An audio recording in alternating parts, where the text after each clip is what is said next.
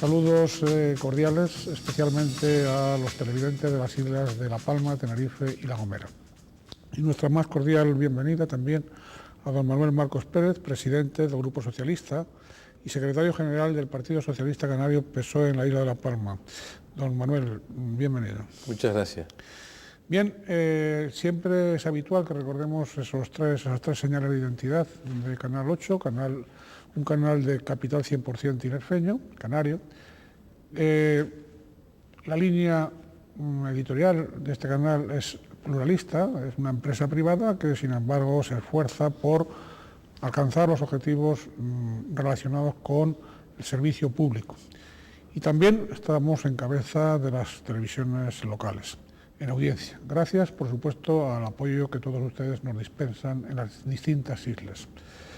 Bien, don Manuel Marcos nació en San Andrés y Sauces, donde accedió a la alcaldía a los 29 años, en 1987. Alguna vez hemos dicho que debió ser de los alcaldes más jóvenes de Canarias e incluso del conjunto de España, ¿no? Más o menos. En aquella época de los más jóvenes de Canarias, sí. De los más jóvenes, a los 29 años.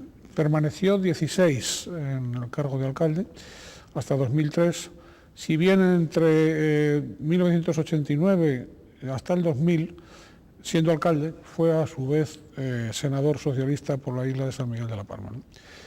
Estuvo en la Cámara Alta durante los últimos mandatos, los dos mandatos de Felipe González y el primero de don José María Aznar, ¿no? Eran otros tiempos y también distintos líderes a los actuales, ¿no?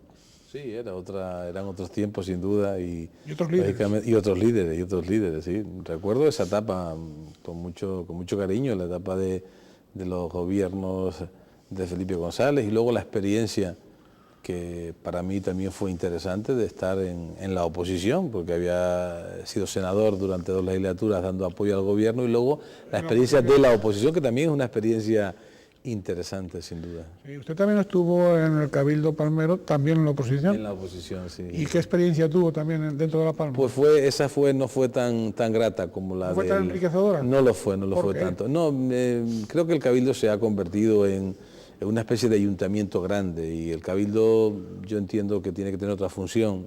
Le corresponde planificar el territorio, definir las grandes líneas estratégicas de la isla, y eso no se hacía en el Cabildo. El Cabildo se convierte más pues, en un ayuntamiento grande que también lleva a cabo inversiones, pequeñas obras, creo que con una visión corta en cuanto a... Alicorta, en cuanto a quererse perpetuar en el mando a través de esas obritas, de esas puesta en marcha de pequeños servicios, cuando lo potente es definir el modelo de crecimiento, definir también las grandes infraestructuras, y ahí tendría que haberse destinado la tarea fundamental del Cabildo. Usted apunta lo que dice el Estatuto de Autonomía, y es que los cabildos sean órganos de gobierno en la isla respectiva. Efectivamente. Apunta usted a eso, porque claro, si se convierte en ayuntamiento, pasa a ser, en el caso de La Palma, el 15º, ¿no? Son 14 ayuntamientos, claro, el 15º, con lo cual hasta incluso podría sobrar alguno de los restantes 14º. Está claro, y no cumple la función que le da el Estatuto de Autonomía, que es esa, es decir, definir las líneas estratégicas y ser el gobierno insular, y el Cabildo de La Palma pues no ha hecho ese trabajo sin duda, y por eso lo recuerdo como una etapa no muy gratificante, porque entendí que desde la oposición podíamos haber hecho también un trabajo de colaboración, no solamente la tarea de control y fiscalización, sino de colaboración con el gobierno, pero fue imposible porque el gobierno no puso en marcha esas líneas que considero fundamentales. En el supuesto digo, de que, tal como se ha anunciado reiteradas veces, doña Guadalupe González Taño ocupase el cargo de presidenta en lugar de don José Luis Perestero, en el supuesto de que se pueda producir, entre hoy que celebramos la entrevista y el día que se difunda, en ese supuesto, ¿usted cree que la presidenta le daría otro giro al Cabildo de La Palma o no? Pues mire usted, no conozco a Guadalupe como mujer que lleva tiempo también en la actividad pública, pero no sé de su capacidad de gestión. Yo creo que para superar la capacidad de gestión del actual presidente no hace falta mucho, y yo espero que por el bien de La Palma, Guadalupe supere la capacidad de gestión y por lo tanto lleve a cabo un trabajo más eficaz de lo que ha llevado a cabo hasta ahora el actual titular de la corporación, el señor Perestelo. Bien, usted ha pasado a ser, dentro del Parlamento de Canarias, ha pasado en tiempos recientes, digamos, pasó a ser presidente del grupo parlamentario, sustituyendo al señor López Aguilar. Y bueno, y ahí se han producido también una serie de cambios en cuanto a los portavoces. El señor Hernández Espino lo ha sustituido por, etcétera, es decir, por Don Blas, por Santiago Pérez, es decir, ha habido ahí una serie de cambios. Ha habido cambios, sí. Todos esos cambios surgen más o menos en torno al Congreso Regional, antes y después, en las vísperas y después del Congreso. Ese Congreso realmente, aunque la imagen que ustedes puedan dar, siempre el Partido Socialista da una imagen de disciplina, bueno, menos en Santa Cruz de Tenerife, ¿no? Y en algún otro sitio, de disciplina, perdido en conjunto, en el conjunto de Canarias, etcétera, ¿no? Realmente esas dos facciones, que era público y notorio, que se estaban produciendo dentro del Partido Socialista en Canarias, el Congreso no las solucionó, no las zanjó. Yo creo que sí, yo creo que quedó bien claro en el Congreso la apuesta por un proyecto que encabeza Juan Fernando López Aguilar. Además, lo más importante, y yo siempre digo esto como refrendo de lo que es la posición del partido, y es que el Congreso sale unido y vertebrado en torno a un proyecto político, liderado por Juan Fernando. Pero es que ese proyecto político tuvo el aval de los ciudadanos. Lo más que uno puede tener, sin duda, es el aval de los ciudadanos, y en el año 2007 los ciudadanos respaldaron de forma mayoritaria el proyecto socialista. Fuimos primera fuerza política en el archipiélago canario, a bastante distancia de las otras dos fuerzas políticas, y por lo tanto lo que vino a hacer el Congreso fue a ratificar esa línea y esa estrategia. Por lo tanto, el partido está muy unido y está convencido plenamente de que esa estrategia es la correcta, que el trabajo de oposición que estamos llevando a cabo en la Cámara Regional es el correcto. Sin embargo, hay algunos miembros incluso del Partido Socialista que así, bajo cuerda, porque no lo dicen los medios ni públicamente, apuntan, y a usted le consta, apuntan a que así nunca van a gobernar. Es decir, así nunca van a gobernar. Pues yo creo que sí vamos a gobernar, porque los ciudadanos se están dando cuenta que en Canarias los canarios y las canarias que votaron en las últimas elecciones querían un cambio en la forma de gobernar, un cambio en el proyecto que venía gobernando esta tierra durante tantos años. Y ese cambio no fue posible porque los dos grupos que perdieron las elecciones se juntaron, lógicamente, y tienen, desde el punto de vista aritmético, más diputados y han gobernado. Pero los ciudadanos canarios se han dado cuenta que este gobierno no cumple tampoco con las expectativas, porque este gobierno no está poniendo en marcha todo un conjunto de medidas. Estamos en una época de crisis que sirvan para amortiguar esta situación. Por lo tanto, yo creo que la estrategia del Partido Socialista es la siguiente: continuar una labor de oposición contundente a este gobierno, presentar nuestras propias alternativas y pedir a los canarios y las canarias que en el 2011 nos den un respaldo mayor para poder gobernar esta tierra. Esta tierra requiere un gobierno que ponga en marcha toda una regeneración de la vida pública. Y yo por eso estoy convencido de que la estrategia que estamos llevando es la correcta. Yo no vería en estos momentos una estrategia que no fuera la de visualizar ante los canarios que este es un mal gobierno, que en una época de crisis, en el peor momento, tenemos el peor gobierno. Ahora iremos analizando la crisis, iremos analizando distintas medidas, tanto adoptadas por el gobierno de Rodríguez Zapatero en el ámbito estatal español, como por don Paulino Rivero en el ámbito canario. Pero bueno, antes de pasar a la crisis y siguiendo con este esquema que hablamos de gobernabilidad, es muy difícil, o va a ser muy difícil, que con el actual sistema electoral alcancen ustedes 31 diputados, vamos. Nosotros hemos propuesto ahora una rebaja de los topes electorales. Ni aún así, dicen los estudiosos. Sí, ni aún así. Nosotros desde luego tampoco lo planteamos la rebaja de los topes porque eso vaya a beneficiar al Partido Socialista, que no es así. La rebaja en los topes no beneficia al Partido Socialista. Lo que conseguimos con eso es un Parlamento más plural y que miles de canarios que han optado por otra fuerza política tengan representación en el Parlamento. Las barreras que tenemos actualmente son barreras que impiden que una formación política que haya tenido un buen resultado en el archipiélago y que por lo tanto tenga muchos ciudadanos que la respalden, luego no tenga voz en el Parlamento. La reforma va en la línea de profundizar en la democracia y de hacer, como decía, un Parlamento plural. La reforma no va a beneficiar al Partido Socialista. Ahora bien, yo sí estoy convencido de que uno con el voto puede cambiar las cosas. Y si los ciudadanos quieren cambiar las cosas, pueden hacerlo. ¿Saben? Lo hicieron para cambiar. Se les imposibilitó porque el Partido Socialista no obtuvo la mayoría absoluta. Pero yo sí creo que podemos incrementar el apoyo electoral y tener un número de diputados suficiente que hiciera prácticamente inviable una alternativa, porque sería inviable una alternativa con un número de escaños que se acercara o que rozara la mayoría absoluta. Por eso, si el Parlamento también fuera más plural, pues sin duda ninguna habría otras posibilidades de buscar acuerdos, porque lo que está claro ahora es que Coalición Canaria y Partido Popular se quieren repartir siempre. Ellos, o una vez está uno, o una vez está otro. Bueno, siempre le ha tocado a Coalición la presidencia, pero ellos tienen ya hecho un pacto previo. De hecho, en estas elecciones habían pactado previamente, sin duda ninguna. Yo mantengo esa teoría. Ellos habían pactado previamente el gobierno, porque si no hubiese sido posible un gobierno presidido por un socialista, que era lo que habían dicho los ciudadanos canarios. Y ellos lo impidieron porque previamente ya tenían pactado esa forma de gobernar.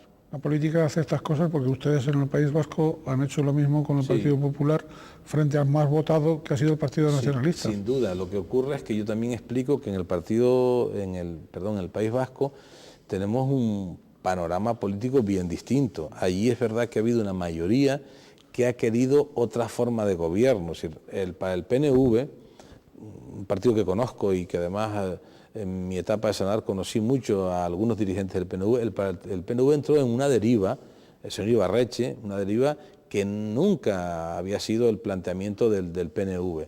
Por lo tanto, esa deriva en la que entró de forma peligrosa, de ruptura constitucional, el PNV, hizo que muchos ciudadanos vascos votaran por otras fuerzas políticas que no están en esa tesis.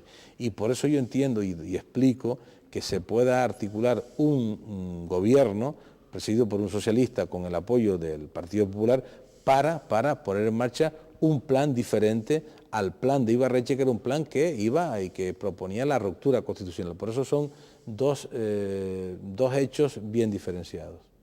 Lo que proponía el señor Ibarretxe, dicho con otras palabras, era la independencia pura y dura del País Vasco. Sin duda ninguna, y por lo tanto... Sin ningún tipo de paños calientes, sin ningún tipo independencia. El famoso plan Ibarretxe, que fue rechazado por las Cortes, como saben nuestros televidentes. Y bueno, pues nosotros, ante la posibilidad... El otro día, incluso, fíjese usted, nosotros hacemos ese acuerdo, poniendo también en riesgo, fruto de ese acuerdo, el gobierno de España, porque el PNV ha sido hasta ahora mismo apoyo para el gobierno de José Luis Rodríguez Zapatero, pero nosotros no podemos dar a los ciudadanos la imagen de que en un momento determinado defendemos un modelo, un proyecto político para el País Vasco y cuando llega el momento de acceder al gobierno nos plegamos y pactamos con la fuerza política que ha puesto en marcha una deriva contra la que hemos luchado con las armas de la democracia. Por lo tanto, yo creo que la posición del Partido Socialista es una posición de ser leal a nuestro proyecto y a nuestra ideología. Y por eso, por esa lealtad, pues hemos formado este gobierno para darle respuesta a esos ciudadanos que apoyan otra forma de hacer política en el País Vasco.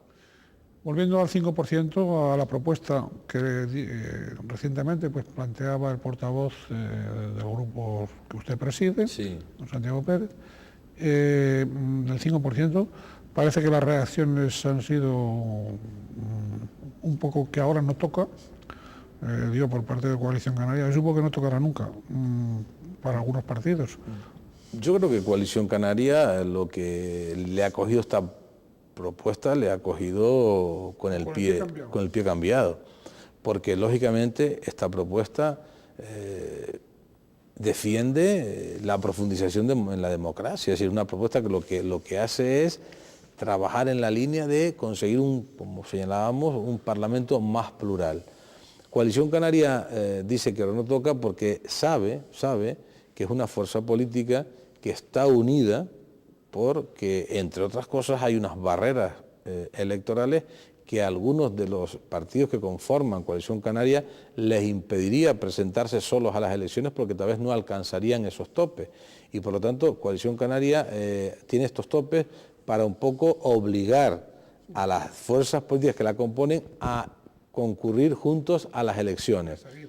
Por lo tanto, yo creo que esa es la única explicación, no le encuentro otra, porque desde luego nuestra propuesta va en el sentido que le decía, de profundización en la democracia. Vamos a hablar ahora de varias coaliciones. Entonces, usted lo que está planteando son varias coaliciones, que es lo que de hecho parece que sucede, ¿no? Entonces, quien decía que no toca era, por supuesto, su colega, el portavoz parlamentario de Coalición Canaria, pero no así otros diputados u otros líderes políticos, tanto de la isla de La Palma como de la isla del Hierro. Yo he hablado con los dos, he hablado tanto con Tomás. Nosotros estuvimos ahora en el Hierro, en unas jornadas parlamentarias del Grupo Socialista, y pasamos por el Cabildo y visitamos al presidente y hemos hablado con él, Santiago Pérez y yo hemos hablado con Tomás Padrón, porque Tomás Padrón ha sido un defensor de esta rebaja de los techos electorales.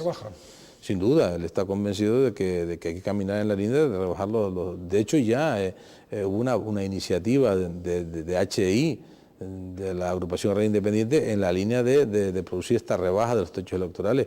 Y también he hablado con el presidente del Parlamento y presidente de Coalición Canaria en la isla de La Palma, que también entiende y ha dicho que está dispuesto a estudiar esa propuesta. Yo espero que en Coalición estudien la propuesta, porque la propuesta no va a favorecer a ningún partido, lo que va a favorecer es la participación y la pluralidad en el Parlamento. Mejorar la representatividad o hacerla más acorde con el sentido común y con las proporciones de las cifras, ¿no?, de los ciudadanos.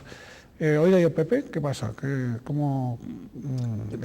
Partido Popular yo no le conozco el criterio con respecto a esto, no sé en qué posición se encuentra. Ellos han dicho que eso no es lo que le ocupa o le preocupa a los ciudadanos, pero bueno, el Partido Popular no está muy preocupado por la profundización en la democracia y por la pluralidad. Yo creo que eso no debe ser una de sus preocupaciones. Oiga, se decía hace un tiempo que si desaparecía de la escena política de Canarias el señor López Aguilar, bueno, sabiendo que usted es Juan Fernandista con el mayor respeto. No, yo es que defiendo un proyecto político. Que está en su pleno derecho y nadie se le puede discutir, ni yo de luego aprendí de periodista ni me atrevería jamás. Entonces, pero por respeto humano y por respeto a las personas y por respeto a las ideas y por respeto a las posiciones de cada cual. A veces sí que se tienen posiciones diferentes y no por eso hay que insultar a nadie y no por eso hay que menospreciar a nadie, no por eso hay que perderle el respeto a nadie, ¿no? Es decir, precisamente el mantenimiento del respeto, digamos que adquiere una mayor dignidad cuando también, hay incluso, que decía entre comillas, también se respeta a quien opina de distinta forma. Oiga, son las cosas de la democracia que vamos a hacer. Iba a plantearle yo, en este sentido, de que se decía que si desaparecía de la escena política don Juan Fernando López Aguilar, pues la sede del Parlamento de Teobaldo Poder se iba a pacificar, que eso iba a ser una balsa, si no de aceite, sí una balsa, digamos, de concordia, de entendimiento y yo que sé cuántas cosas más. Bueno, físicamente ha desaparecido don Juan Fernando López Aguilar de Teobaldo Poder, digo físicamente porque en tanto en cuanto secretario general de los socialistas canarios, pues sigue presente y de qué manera en el conjunto de la política de Canarias, claro. Pero bueno, ha desaparecido físicamente y sin embargo el guirigay, voy a decirlo en términos respetuosos para todos ustedes, para las personas y para la institución. El guirigay es tremendo, ¿no? Es decir, ¿qué está pasando? Yo quisiera primero aclarar que Juan Fernando López Aguilar no ha crispado nunca en la vida pública en el archipiélago, han sido otros los que han crispado. Juan Fernando López Aguilar viene a Canarias por un compromiso, encabeza la lista del Partido Socialista a la presidencia del gobierno por un compromiso con esta tierra, por defender esta tierra y por trabajar por esta tierra. Y los canarios vieron en ese mensaje, en ese proyecto, que efectivamente eso era lo que Canarias requería. Pero fueron otros los que impidieron esa posibilidad y son otros los que han estado crispando. Continuamente, mire usted, yo desde que se inició esta legislatura, en el Parlamento de Canarias no ha habido más que descalificaciones y ataques a Juan Fernando López Aguilar.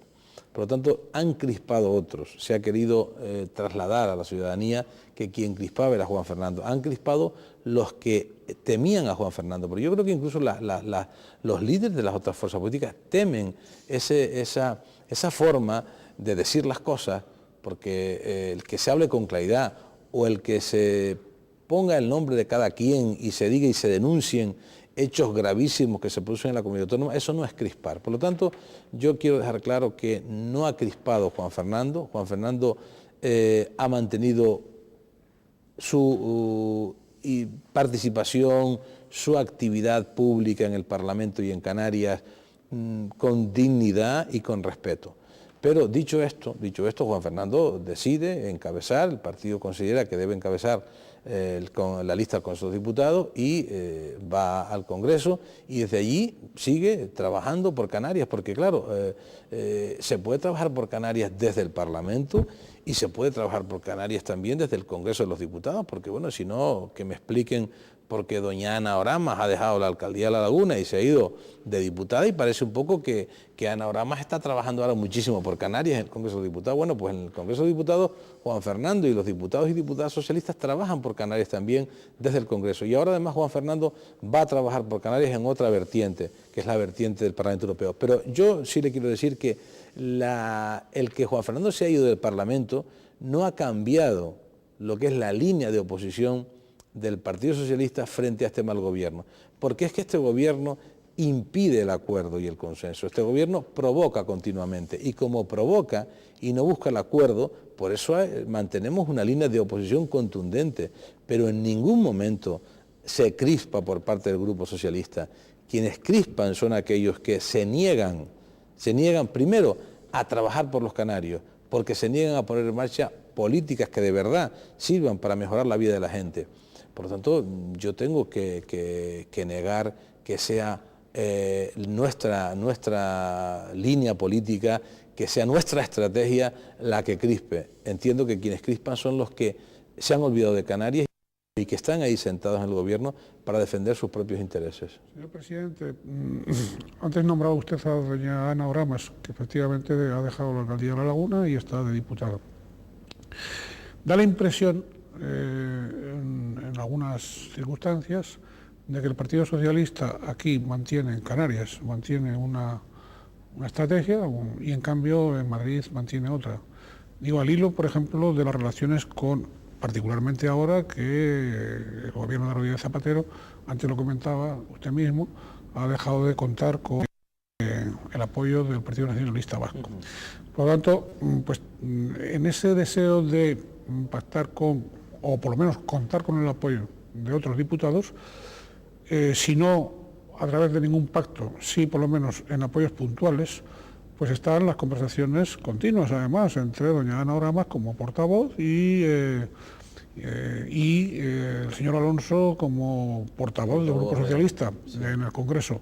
E incluso doña Ana Oramas ha hablado de que mantienen sus conversaciones con el señor Alonso, pues para determinadas estrategias y para conseguir determinadas cuestiones para Canarias, ¿no?, desde el punto de vista legislativo. Y en cambio, ese acuerdo se queja don Paulino Rivero de cuando pide el apoyo al Partido Socialista ante la crisis, de no contar con el consenso del Partido Socialista. En cambio, yo me quejo del señor Rivera, que es quien se niega a acordar con el Partido Socialista, pero vamos a aclararlo primero. Vamos analizando. Vamos poco a poco. Sí, primera cuestión, el Partido Socialista, a raíz después de las últimas elecciones generales, optó por buscar apoyos puntuales. Tanto es así que, sabe usted que el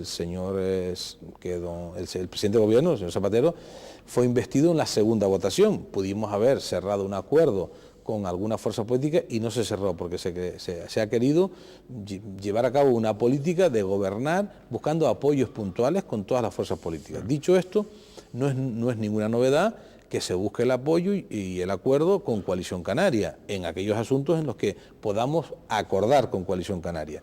Dicho esto, hay otra cuestión que también quiero resaltar, y es que por parte del Grupo Parlamentario Socialista, el grupo mayoritario de las Cortes Españolas, ese grupo está dispuesto a acordar con los demás grupos, y de ahí la confluencia, de ahí el acuerdo, y que seamos capaces de alcanzar apoyo de Coalición Canaria para poner en marcha determinadas políticas, de la misma manera que Coalición Canaria ha recibido nuestro apoyo y nuestro respaldo para iniciativas que también ha presentado en el Congreso de los Diputados.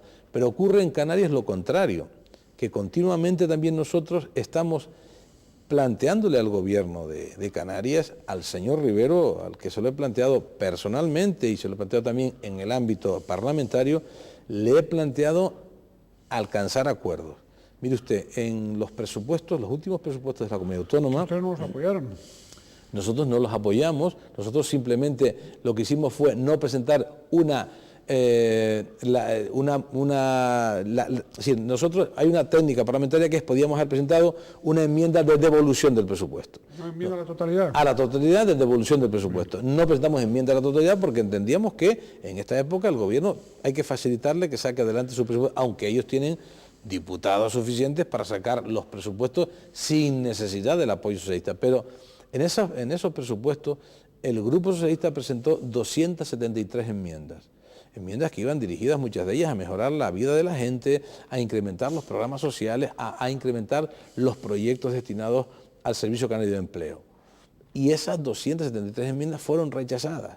Luego viene el debate del Estado de la Nacionalidad. No, pero antes de pasar al Estado de la Nacionalidad. Le pongo el ejemplo, perdone, para decir que nosotros hemos buscado el acuerdo. ¿Pero no les admitieron ni una sola? No, 2 o 3 enmiendas de esas que más bien de carácter técnico, pero las enmiendas de calado fueron rechazadas. Yo quiero decir esto para que los ciudadanos entiendan que el Partido Socialista no está enrocado, y no es que esté ahí enrocado, que no quiere buscar el acuerdo. Buscamos el acuerdo, pero eso sí, yo le he dicho al presidente Rivero, estoy dispuesto a acordar, pero sobre medidas concretas, sobre un plan concreto, un plan que además venga acompañado de su correspondiente ficha financiera. Lo que no puedo acordar es sobre la nada. Y, como le decía el debate de la Nacionalidad, presentamos 80 propuestas de resolución y también fueron rechazadas. Quería decir esto para explicar que el Partido Socialista busca el acuerdo y no lo obtiene por parte de Coalición Canaria y Partido Popular. En cambio, en Madrid hay un partido y hay un gobierno, el de Zapatero, que busca el acuerdo con las otras fuerzas políticas, y la prueba evidente es el apoyo que ha dado algunas iniciativas Coalición Canaria a iniciativas del Partido Socialista, y a la vez, como decía, apoyo del Partido Socialista a iniciativas de Coalición Canaria.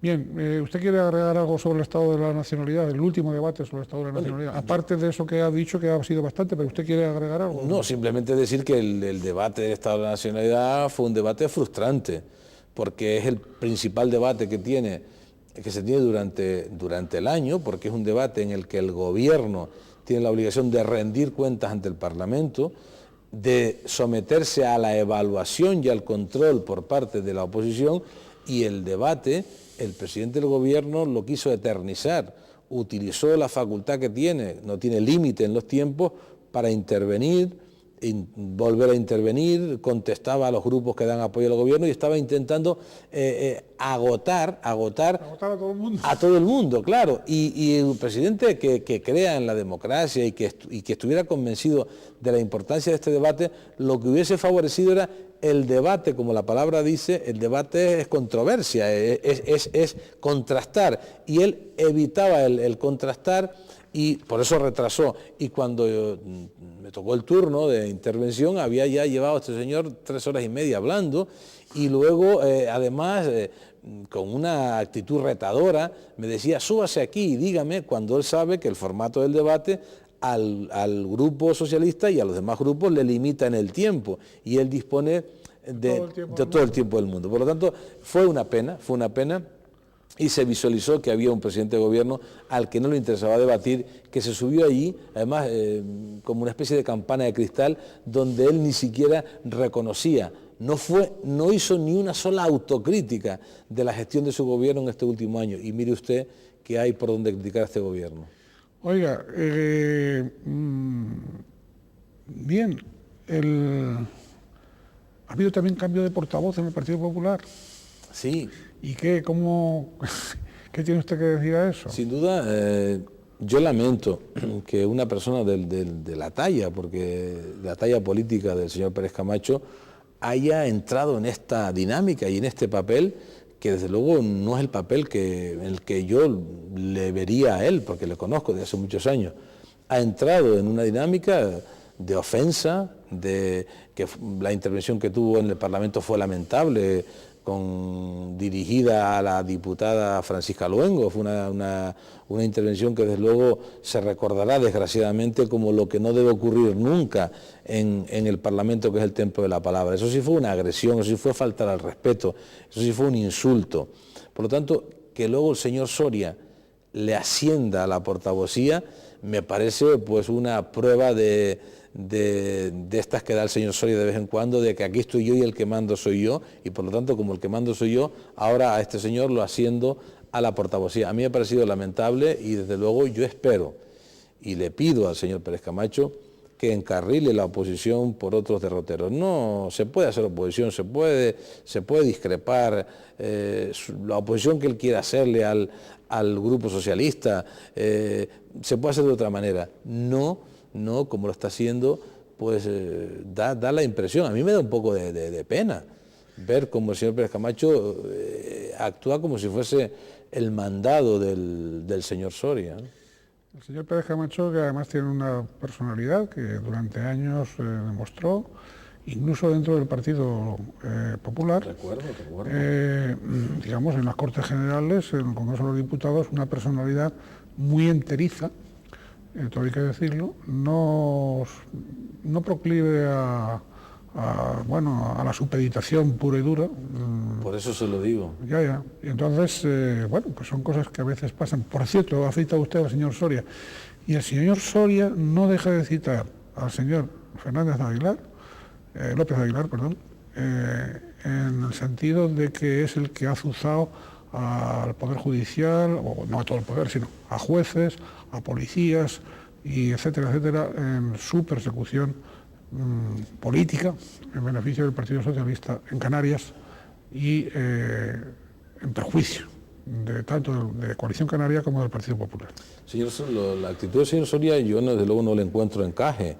No le encuentro encaje y me parece que se lo he dicho, el presidente del gobierno de Canarias tenía que haber actuado ya de forma contundente y no permitir que una persona como el señor Soria, que pone en cuestión el Estado de Derecho, el señor Soria se atreve a decir que los jueces, que los fiscales, que los cuerpos y fuerzas de seguridad del Estado están dirigidos desde fuera y que el señor López Aguilar dirige a los jueces y a los fiscales. Eso es gravísimo. Eso quizá sería un poco lo que él piensa, lo que él sería capaz de hacer, pero estamos en un Estado de Derecho donde el respeto al Poder Judicial, donde el respeto a la actuación de los cuerpos y fuerzas de seguridad del Estado tiene que estar por encima de cualquier otra consideración.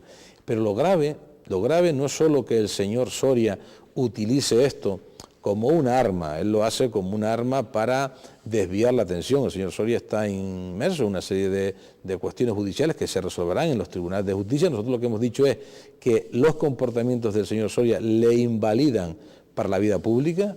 Yo no entro en la consideración penal, eso lo decidirán los jueces, pero su comportamiento le invalida para estar al frente de la actividad pública, para ser vicepresidente y consejero de Economía y Hacienda. Por lo tanto, le hemos pedido al presidente Rivero que cese al señor Soria. No solo no lo cesa, sino que entra en esa posición del señor Soria, que es peligrosísima, que el señor Rivero, que representa en Canarias, que ostenta la representación del Estado, porque la representación del Estado en la Comunidad Autónoma le corresponde al presidente de la Comunidad Autónoma, y que el señor Rivero haya dado pábulo también y se haya sumado a poner en cuestión el Estado de Derecho, me parece gravísimo. Se lo dije el otro día en una pregunta parlamentaria que le formulé al presidente, que era muy grave que él siguiera poniendo en cuestión el Estado de Derecho y en lugar de rectificar sigue RQR. Por lo tanto, se ha entrado en una deriva en la Comunidad Autónoma. Eso sí es crispar, eso sí es grave, porque se está poniendo en cuestión la actuación honorable de las fuerzas y cuerpos de seguridad del Estado y además cuando ha habido sentencias judiciales que han avalado esas actuaciones. Por lo tanto, el señor Soria tiene que saber que aquí no vale todo y que él, con tal de salvarse, lo que no puede es poner en cuestión y empañar y por lo tanto denigrar la acción y de los cuerpos y fuerzas de seguridad del Estado. A mí esto me parece grave, pero aún siendo grave por parte del señor Soria, insisto, me parece mucho más grave que esa actitud la mantenga también el presidente. Pero claro, el presidente se ve que lo hace porque es la única manera que tiene de mantenerse en el poder. Porque si el presidente Rivero cesara al señor Soria, automáticamente perdería el apoyo del señor Soria y dejaría de ser presidente. Y todos sabemos que el señor Rivero quiere ser presidente de Canarias a toda costa, aún a costa de poner en cuestión el funcionamiento del Estado de Derecho. Pero así se rompe el Estado de Derecho. Sin duda que se rompe el Estado de Derecho. Bien, la crisis, medidas ha habido por parte del Gobierno. Por cierto, antes de entrar en la crisis, el otro día el propio Partido Popular y otras fuerzas políticas han criticado la crisis, no económica, sino la última crisis del Gobierno Rodríguez Zapatero, un ejecutivo que sin cumplir un año o con un año de rodaje cambia de ministerios, ¿no? ¿Es un fracaso de la política estatal? Pues yo creo que el presidente Zapatero lo que ha hecho es poner en marcha una estrategia de reactivación del gobierno. El gobierno que se eligió por parte del señor Zapatero después de las últimas elecciones es un gobierno que se conforma en una época en la que todavía la crisis no había afectado como está afectando ahora. Y de cara a darle un nuevo impulso al gobierno, hace la remodelación.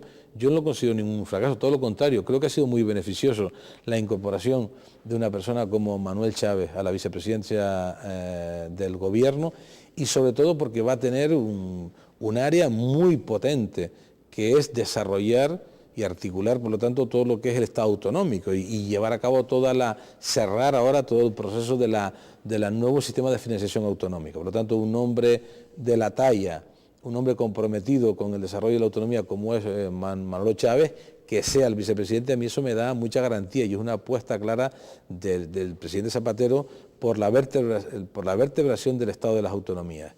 La incorporación de Pepe Blanco me parece también muy atinada, porque hay que impulsar todo lo que es la obra pública. En época de crisis, los gobiernos tienen que impulsar la licitación de obra pública. En Canarias vemos, a mí me preocupa mucho que en Canarias la licitación de obra pública haya disminuido. Bueno, pues la incorporación de Pepe Blanco, de la ministra de Economía, a mí me parece que la incorporación de los ministros lo que ha hecho es reforzar para reactivar todo el conjunto de políticas del gobierno del Estado. En cambio, el señor Solbes, que pasaba pues con un peso pesado de la, sin duda, del dominio de la economía, ¿no? Pues se le quita y ya que él tampoco parecía muy convencido de seguir en el gobierno, cuando se constituyó después de las elecciones del 2008, que tuvo sus más y sus menos, pues evidentemente sustituirlo, yo no quiero enjuiciar ni muchísimo menos a la ministra, pero también de la de Cultura se dicen cosas relacionadas con su cargo que le quitarían quizá independencia, pero bueno, da la impresión de que la ministra de Economía y Hacienda no es una primera espada como lo es o como lo ha sido el señor Solbes. Sin duda, yo conozco al señor Solbes desde hace muchísimos años, es una persona de una gran talla, además lo conocí en la etapa de ministro de Agricultura. Y desde luego la solvencia del señor Solbes está fuera de toda duda. Lo que ocurre es que también yo creo que el señor Solbes él mismo había planteado la necesidad de su relevo. Creo que en la vida hay etapas y él consideraba también que era conveniente que se produjera el relevo. Creo que eso fue pactado con el señor Solbes, su sustitución por la actual ministra, que no me cabe duda que va a llevar también a cabo un trabajo, porque además estaba trabajando y una persona, incluso por lo que se dice, fue también su nombre, el señor Solbes sugirió su nombre al propio presidente del gobierno, como una persona con mucha eficacia, con mucha capacidad de trabajo.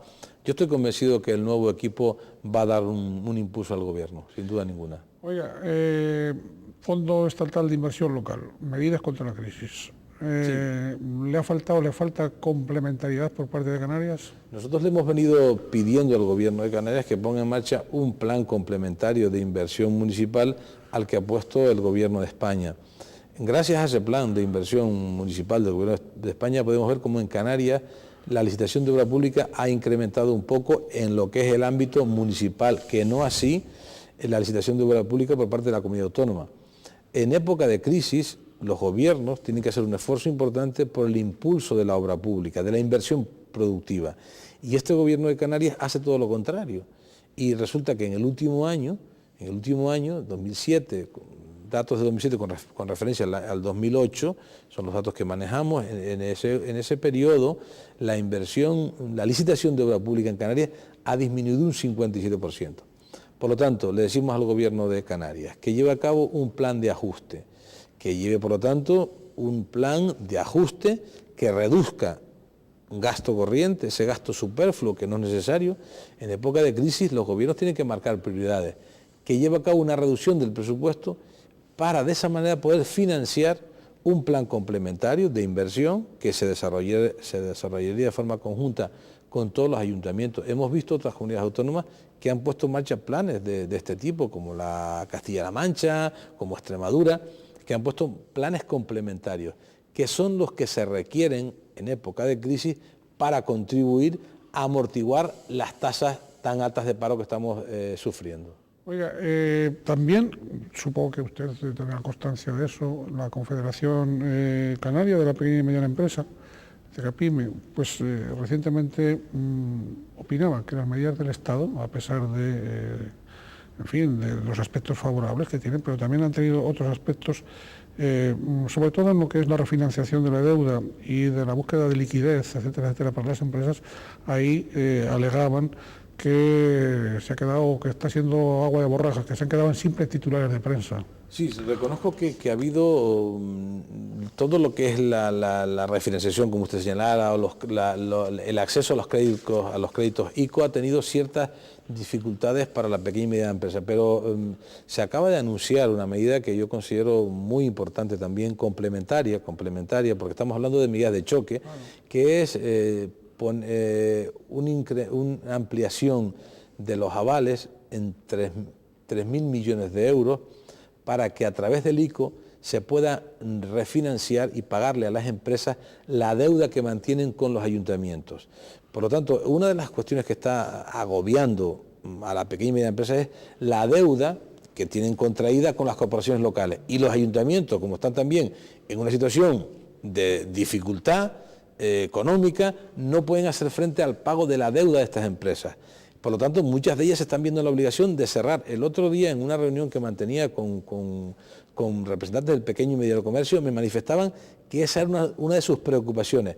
Creo que el anuncio de poner en marcha ese plan para avalar y, por lo tanto, garantizar que se pueda pagar a las empresas la deuda que tienen contraído con los ayuntamientos es una medida que sin duda va a servir también para que nuestras empresas puedan impulsar y puedan, por lo tanto, salir de la situación en la que se encuentran. Eso unido al plan de inversión municipal, eso unido en Canarias a un plan complementario que podía poner el gobierno, yo creo que contribuiría y beneficiaría sin duda y permitiría que muchas de esas personas que hoy están en paro, que además temen porque van a dejar de percibir el subsidio de desempleo, pudieran encontrar de esa manera una salida a esa situación. Por lo tanto, le exigimos al gobierno de Canarias que trabaje, le decimos que trabaje, que ponga en marcha medidas, porque el gobierno lo que hace es anunciar medidas que luego están vacías, un plan, una estrategia de empleo que han anunciado que ni tiene ficha financiera ni tiene temporalidad.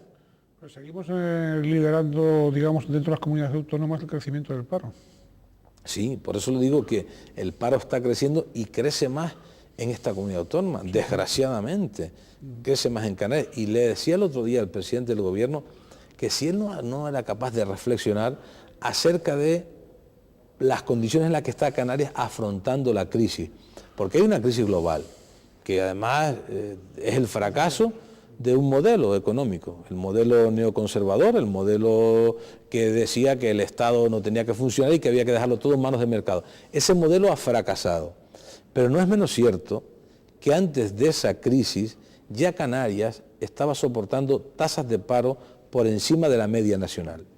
Y le he pedido al gobierno que reflexione, porque el gobierno de Canarias, durante la época de bonanza, no ha sabido poner en marcha medidas para la diversificación productiva y para estar mejor preparados para afrontar una crisis como la que estamos afrontando. Por lo tanto, este gobierno, que ha disfrutado de líneas de dinero procedente de la Unión Europea, ha sido incapaz de gestionar. Este es un gobierno que está continuamente llorando, buscando el enemigo fuera. Ahora está la deuda histórica, porque siempre hay que buscar algo para tapar la incompetencia. Y por eso decimos que en esta época de crisis al gobierno le corresponde hacer un esfuerzo.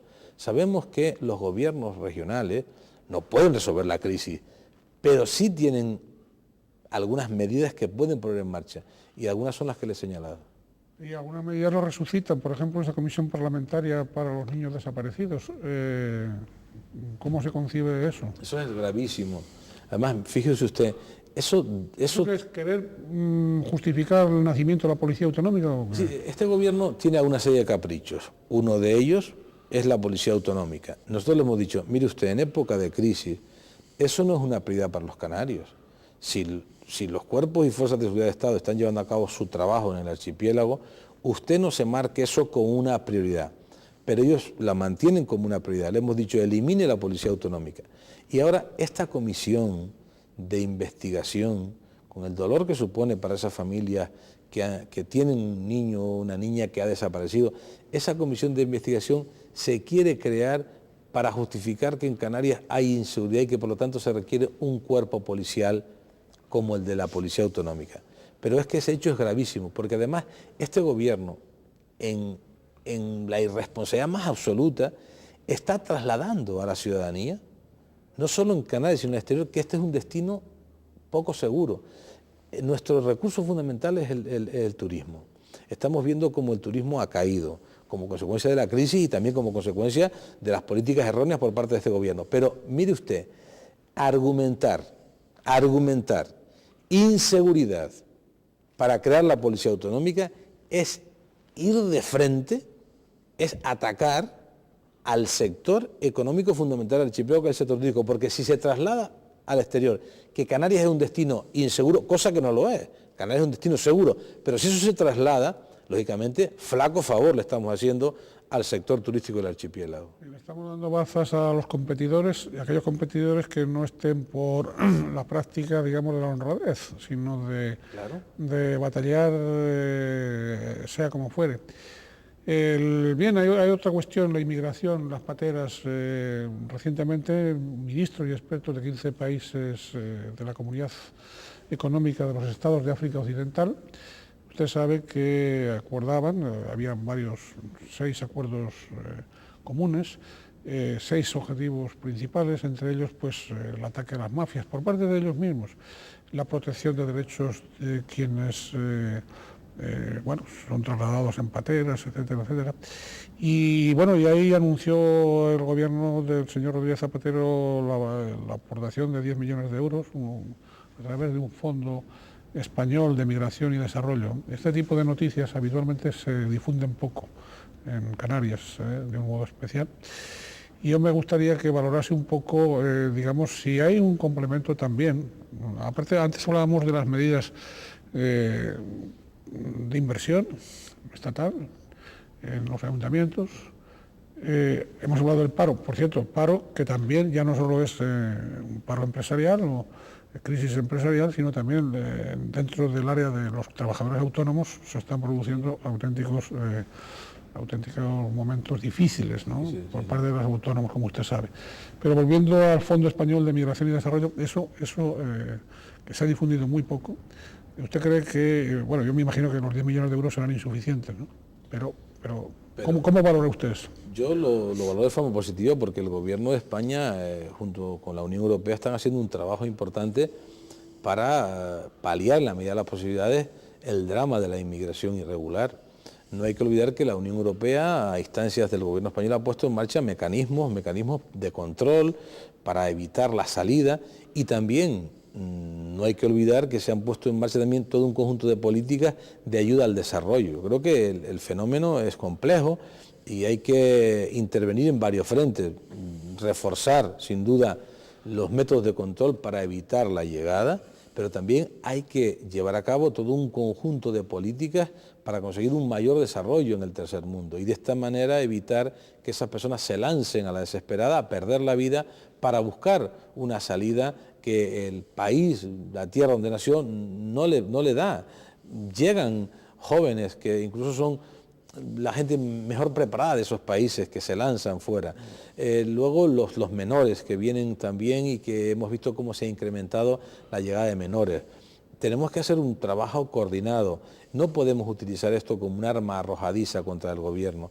Desgraciadamente el gobierno de Canarias y la consejera de Asuntos Sociales continuamente está utilizando el fenómeno de la inmigración irregular, la llegada de menores, como un arma arrojadiza, cuando lo que tiene que hacer el gobierno de Canarias, sabemos que no puede el gobierno solo resolver el problema, requiere el concierto del gobierno de España y lo está recibiendo. Ahí están viniendo fondos para contribuir al mantenimiento de estos menores. Se están invirtiendo y por lo tanto poniendo en marcha acciones por parte del gobierno del Estado para buscar también que en otras comunidades autónomas puedan tener acogida estos menores que llegan al archipiélago.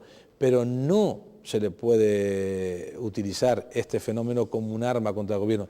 Y lo que no puede hacer el gobierno de Canarias, que lo está haciendo continuamente, es rebajar también los presupuestos que se destinan a la ayuda al desarrollo. En los presupuestos del año 2009, el gobierno llevó a cabo una reducción importante de más de un 15% de las ayudas al desarrollo. Por lo tanto, yo creo que esto es un problema que tenemos que abordar entre todos de forma conjunta, pero que yo invito al gobierno a que no lo utilice como un arma arrojadiza contra el gobierno de España. Antes hablaba de caída del turismo. Se estima que es un 20% lo que ha caído en los últimos 12 meses, el turismo. Digo, el turismo en Canarias, vamos. Oiga, tengo que preguntarle algo de La Palma, ¿no? Porque estamos ante un palmero ilustre que, aunque evidentemente preside ese grupo parlamentario dentro del Parlamento de Canarias, el Grupo Socialista, bueno, pues con su condición de palmero y de político palmero y de secretario general de los socialistas palmeros, pues evidentemente, ¿qué pasa con ese plan insular de ordenación del territorio? ¿Está ya resuelto? No está resuelto y es una de las asignaturas pendientes que tiene la isla de La Palma. La isla de La Palma es una isla que dentro del concierto regional ha ido también perdiendo peso desde el punto de vista del desarrollo económico, como consecuencia de la falta de planificación. Es lamentable que durante 12 años o 13 que ha estado al frente de la corporación quien la preside, no hayan sido capaces de aprobar esa herramienta que es fundamental para impulsar el desarrollo económico de la isla. Están trabajando sobre el plan insular, yo espero que al final logren aprobar ese instrumento, porque sin duda La Palma requiere también de un impulso. Y en esta época de crisis la isla está soportando también las consecuencias de esa crisis. Y creo también que en estos momentos de crisis tendría que hacerse una apuesta mayor por el sector primario, que no se está haciendo. No se está haciendo. No le pregunto por la realidad actual del modelo turístico. No, el modelo turístico... tanto en La Palma como en el conjunto de Canarias. Pues yo creo que el modelo turístico que tenemos en el archipiélago lo que está demostrando es que el gobierno regional, que es el responsable de la promoción, pues ha llevado a cabo una política errática porque ha impedido que nosotros nos mantengamos en nuestra posición como destino turístico atractivo. La crisis global está afectando, lógicamente, pero no es menos cierto que asistimos a un cúmulo de errores por parte del gobierno en cuanto a definir una determinada estrategia para el impulso del sector turístico. Hemos visto cómo este gobierno no lleva a cabo una verdadera política de promoción y cómo este gobierno tampoco ha sido capaz de poner en marcha todo un plan de infraestructuras para modernización tanto de la planta alojativa como de toda la acción o toda la infraestructura turística en los municipios del archipiélago. Se nos está yendo el tiempo, pero yo no tendría que finalizar esta entrevista sin hacerle dos preguntas a don Manuel Marcos Pérez, ¿no? La primera, evidentemente, está relacionada con su reelección hace un tiempo, unos meses, el año pasado, ¿no? En 2008, su reelección de secretario general de los socialistas palmeros desde el 2001. Está, ¿eh? Sí. Corríjame si no es así, pero sí, es así, desde el 2001. ¿Qué les da usted a sus compañeros y compañeras de la Isla de La Palma para que la sigan votando de secretario general? Votando con V, no con B. Yo creo que hemos hecho un trabajo de coordinación, hemos trabajado con todas las agrupaciones locales. El Patriotismo en La Palma pasó por momentos difíciles y hemos sido capaces de recuperar esos momentos difíciles que surgieron como consecuencia de una división, es lo que más castigan los ciudadanos, pues se cerró esa división. Afortunadamente en las últimas elecciones hemos ido recuperando apoyo de los ciudadanos, ya en las elecciones autonómicas tuvimos un incremento importante y en las elecciones generales nos hemos convertido en primera fuerza política en la isla, hemos recuperado el senador que lo habíamos perdido y somos primera fuerza política en las elecciones generales. Por lo tanto, yo creo que el trabajo que hemos llevado a cabo entre todos es lo que ha hecho que los compañeros estimaran que deberíamos continuar coordinando este proyecto, que es un proyecto ilusionante y que yo espero que cristalice en las elecciones del 2011 en La Palma. Oiga, aviso a navegantes también socialistas en Tenerife, ¿no? Entonces, tomen nota de que ha habido divisiones en La Palma, pero que las han superado. Tomen nota en Santa Cruz, tomen nota en La Laguna, tomen nota en algún que otro sitio. Es muy importante resolver esos temas porque esos temas... Usted decía antes que si no, esa división la castiga el electorado. Sin duda ninguna. El ciudadano no confía en un proyecto político cuyos dirigentes estén divididos, no confía. Pues a eso me refiero cuando digo aviso a navegantes y tomen nota, sobre todo los gabinetes, bueno, los navegantes socialistas y aquellos otros de aquellos partidos que sigan en la misma línea de división. Bien, última pregunta es, que no puede ser otra, las expectativas ante las elecciones europeas.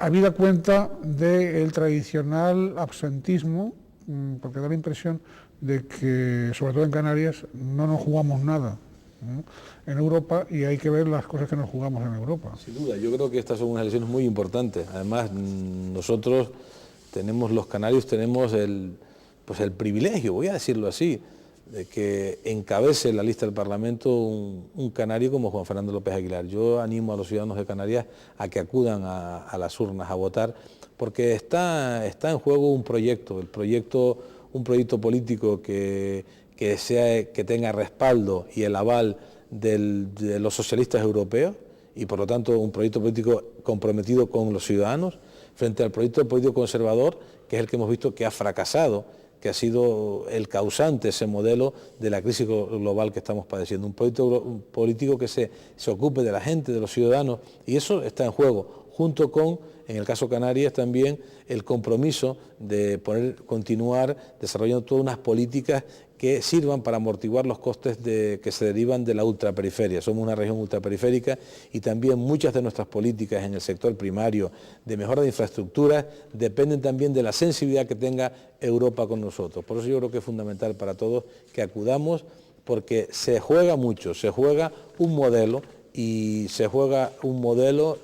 desde luego no es algo que no vaya con nosotros, sino que de lo que se decida en el Parlamento Europeo vendrán también unas políticas o vendrán otras.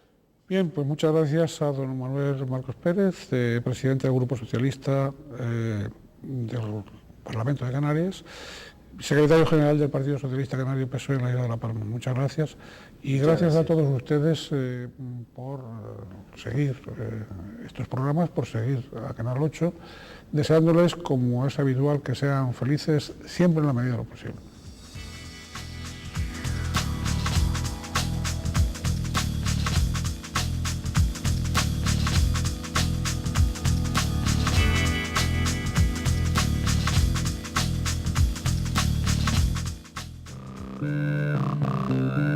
Thank you.